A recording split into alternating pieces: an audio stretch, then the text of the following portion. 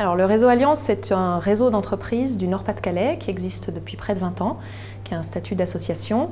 Et la mission de ce réseau, c'est d'accompagner les entreprises pour qu'elles augmentent leur performance économique tout en prenant mieux en compte l'homme et l'environnement. Donc c'est intégrer en fait les opportunités du développement durable au business des entreprises pour leur permettre d'augmenter leur performance économique de cette manière. Alors je crois savoir que c'est un tiers des salariés dans la région. Alors, en fait, non.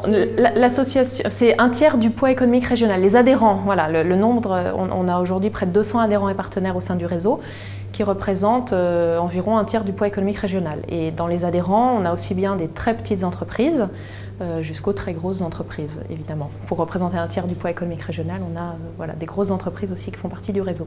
Donc c'est l'économie solidaire, finalement? Alors non, c'est pas l'économie solidaire. Enfin, nous, en tant qu'association, on fait partie par notre statut de l'économie sociale et solidaire, mais on accompagne vraiment les entreprises, tout type d'entreprise, mais les entreprises dites classiques. C'est l'économie classique dont on essaye d'encourager de meilleures pratiques par l'intégration du développement durable dans ces pratiques. Est-ce que vous pourriez nous donner un ou deux exemples de ces meilleures pratiques?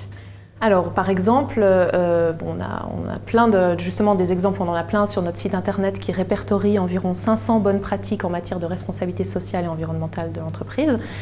Un exemple de bonne pratique, ça va être par exemple une entreprise qui met en place un plan de déplacement d'entreprise pour encourager ses salariés à abandonner un petit peu la voiture individuelle, à faire du covoiturage, à utiliser des modes de transport doux. Ça permet souvent de faire des économies en euros pour l'entreprise. Ça permet aussi de réduire l'impact environnemental, ça permet d'augmenter le bien-être des salariés par la diminution du stress, par plus de convivialité. Donc ça, c'est un exemple, par exemple, de démarche de responsabilité sociétale. Mais ensuite, il y a des entreprises qui mettent en place, par exemple, plus sur le volet RH social, des politiques de prise en compte de la diversité et de l'égalité des chances dans l'entreprise. On a plein d'exemples là-dessus. On a des actions à ce niveau-là, avec des ateliers d'échange de bonnes pratiques, par exemple. Voilà, donc ça touche vraiment tous les domaines, tous les métiers de l'entreprise.